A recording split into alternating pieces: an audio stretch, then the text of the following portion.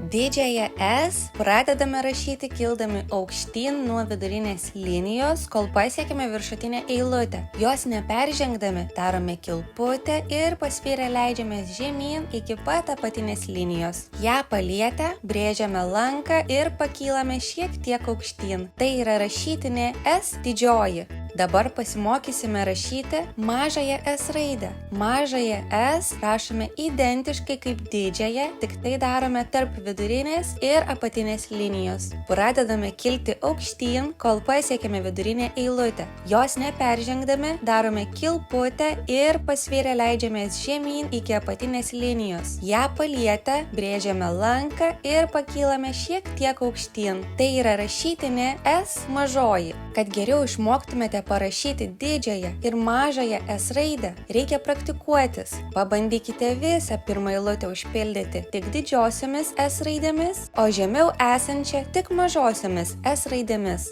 Taip kartokite, kol užpildysite visas puslapyje esančias eilutes.